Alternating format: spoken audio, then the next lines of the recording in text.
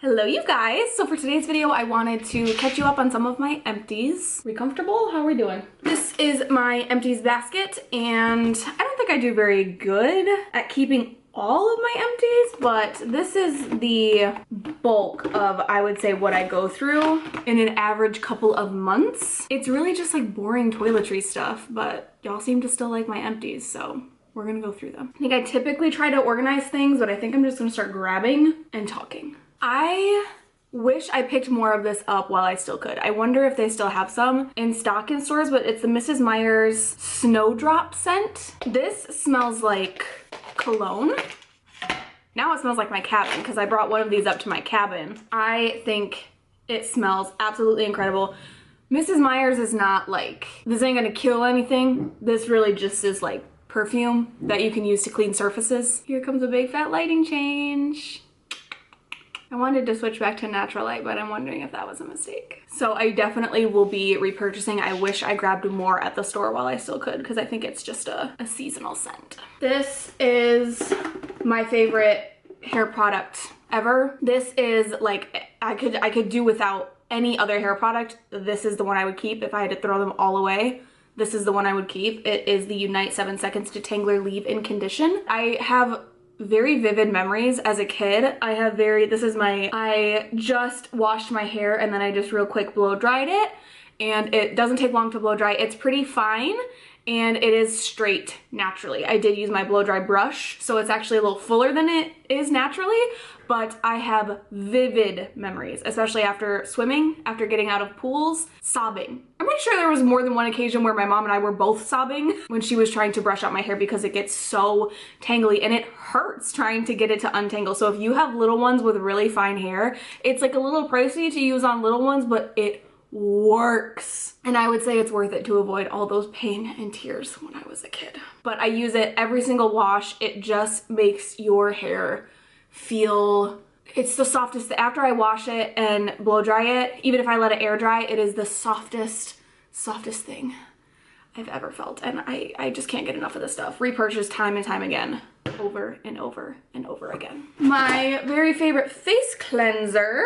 I'm actually surprised I didn't save more, because to be honest, I usually have more than one bottle going at a time because I'm super lazy, so I can't just use the one in my shower. There has to be one in my shower and under my sink at all times. So it's the CeraVe Hydrating Cream to Foam Cleanser. That's the key. I love the cream to foam because I have very acne prone skin and I do get oily, but I like that this is extremely hydrating, but it still does foam up, so I still feel like I am being cleansed. I also will totally use this to remove makeup. I prefer using a micellar water first on things like mascara or liquid eyeliner, things like that that are really, you know, you really have to scrub with this to get it off. I use that as a first cleanse, this as a second cleanse, and then I actually go in with the CeraVe Salicylic Acid Cleanser next because of my very acne prone skin. But this is good stuff. This has been part of my routine for a while and I don't see it going anywhere anytime soon. Throwing away a couple of toothpastes. This one is empty. This one is not.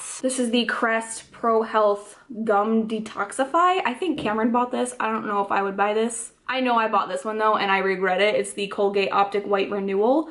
I really just wanted a whitening toothpaste. I don't know what it is about this. It hurts my gums. It's not that it's too minty or anything like that. I don't even know how to describe it.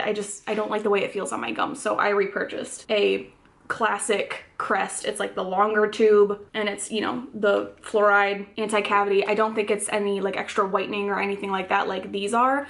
This one hurts my mouth and this one's just empty. So went through some sunscreens. This is my favorite non-tinted sunscreen. I get them on Yes Style. I need to put in an order because I think I bought like 4 at a time and I'm out of almost all of them. I do have one in my treatment room as well that I use on clients when I do facials. It's the Missha Aqua Sun Gel and it is SPF 50. Why did I film at 3 when the buses are going by? SPF 50 is fantastic. Use the 2-finger rule. This is so undetectable on the skin. When you apply it, you see that sheen. It looks really highlighted and hydrated, but it does sort of settle down the longer you're wearing it. But there is no white cast. There is a very faint sunscreeny smell, but it dissipates after you spread it out and it is completely white cast free. I have a very fair skin tone, as you can see. If you have a deeper skin tone, could you please let us know in the comments below if you've tried this, how it looks on your deeper skin tone. If you see a white cast on your skin tone, that would be super helpful, because even if a sunscreen does have a white cast, sometimes you can't tell on my Casper body. Speaking of sunscreen, this is another favorite. This one is tinted. It is more suitable for oily skin types, I would say. It does dry down pretty matte. It is the Australian Gold Botanical Sunscreen Tinted Face Broad Spectrum SPF 50 BB cream for fair to light skin tones. I had 2 complaints about this product and now I only have 1. This packaging is the old one where you have to screw it off. The cap? You have to screw off the cap. It's a twist off. They now have a flip top bottle like this. So I use one hand and I literally, it's embarrassing how excited I was when I saw that. The one other complaint that still remains, unfortunately, is that there is only 3 shades. This is the lightest one and it is too dark for me. I'm wearing it right now. I wear it pretty much every day. You can see, I try to blend it down my neck, but you can see, I mean, my chest never sees the light of day, so it is quite a bit more pale than the rest of me. It works, I can make it work.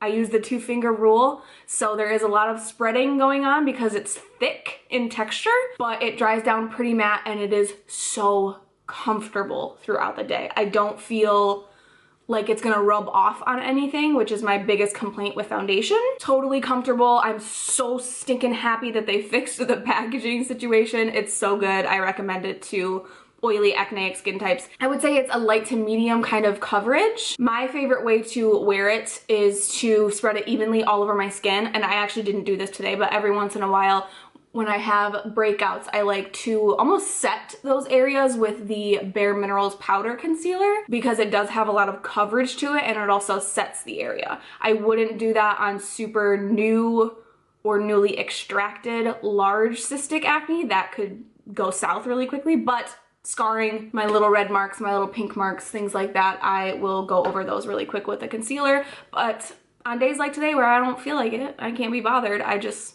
use this. I haven't worn foundation in, I don't even know how long, and I've wanted to try getting back into it, but my skin has just changed so much over the years post Accutane.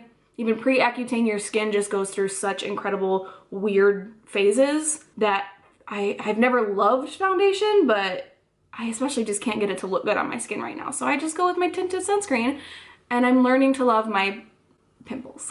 Deodorant.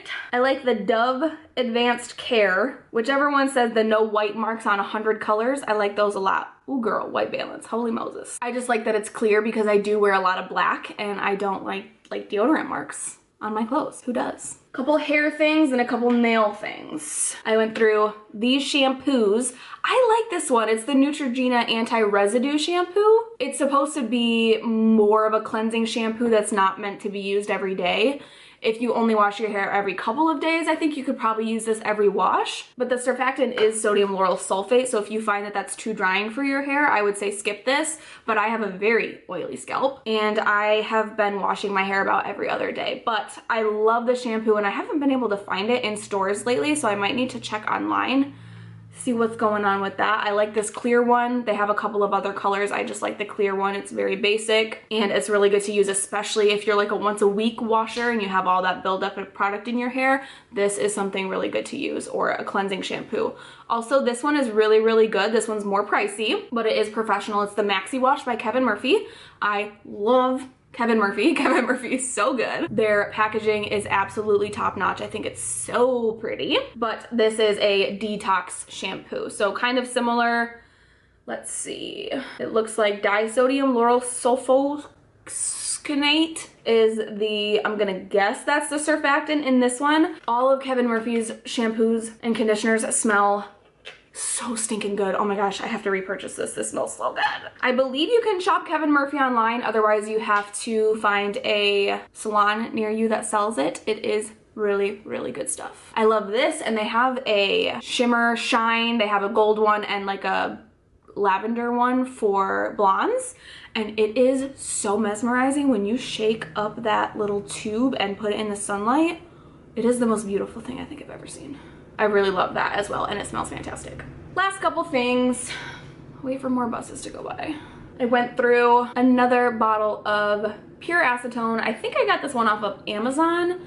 I typically will go to TJ Maxx. They often have good prices on acetone, things like that. But yeah, this is just 100% pure acetone. That's what I use to soak off my Gel X nails. And I didn't actually use all of this. If you guys have been around for a couple months, you might remember when I dumped this all over the floor.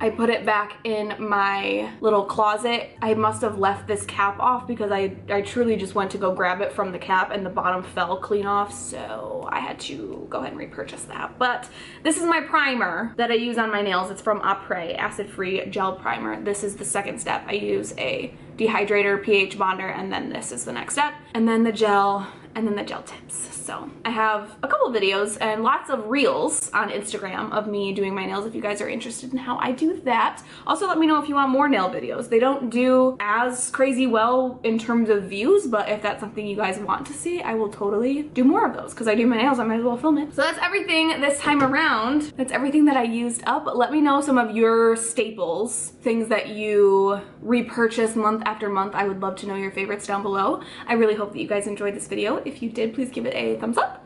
Make sure that you're subscribed so you don't miss any future videos of mine, and I will see you guys next time. Bye!